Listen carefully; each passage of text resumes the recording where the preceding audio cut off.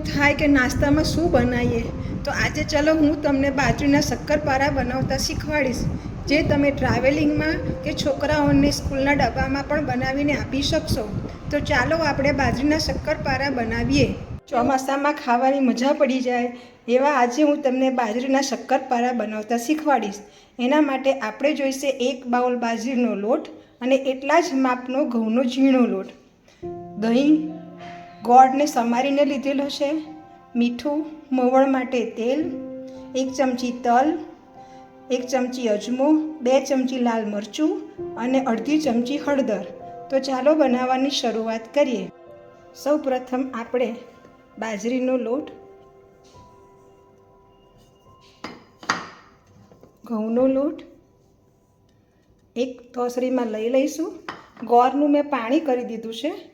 ગોળને છે ને તપેલીની અંદર 1 વાડકીમાં પાણી ગરમ મૂકી અને અંદર ગોળ નાખીને ગોળ સરસ ઓગાળી દીધો છે, કારણ કે આપણે લોટ બાંધવા માટે પાણીની જરૂર પડવાની જ છે. હવે આપણે જે બધું લીધું હતું એ બધું અંદર આપણે એડ કરી દેવાનું છે. સ્વાદ પ્રમાણે મીઠું. આમાં આ લીલા આદુ મરચાં હોતા નથી એટલે આપણે મરચાંનું પ્રમાણ 2 ચમચી લીધેલું છે. તમે તમારા ઘરના ટેસ્ટ પ્રમાણે પણ લઈ શકો છો. બધી વસ્તુ અંદર નાખી અને સરસ ભાખરી જેવો આપણે લોટ બાંધી દઈશું. બધું સરસ રીતે મિક્સ થઈ જાય ત્યારે આવો થઈ જાય છે. આમાં મોવણ વધારે નાખવાનું નથી, નહીંતર શક્કરપારા આપણા ફાટી જશે. હવે આ બધો મસાલો મિક્સ થઈ ગયા પછી ધીરે ધીરે ગોળના પાણીથી આપણે એનો લોટ બાંધી દઈશું. બધું મિક્સ કરી ગયા પછી લોટ આપણો બાંધીને તૈયાર છે. તો હવે આપણે એને તેલથી સહેજ કેળવી અને 10 મિનિટ માટે રેસ્ટ આપીશું. આપણો લોટ આવો ભાખરી જેવો બાંધવાનો છે. બાજરીનો લોટ પાણી ઓછું પીતું હોવાથી એમાં 1 વાડકી જેટલું જ પાણી જશે. 10 મિનિટનો રેસ્ટ આપ્યા પછી આપણે એને આવા નાના નાના ગુલ્લા કરી દઈશું. પછી આપણે શક્કરપારા વણવાની શરૂઆત કરીએ. ગુલ્લા કર્યા હતા એનો મેં આવો એક ગોળ ભાખરી જેવો રોટલો વણી લીધો છે. પછી એને ચપ્પાની મદદથી કટ કરી દીધું છે.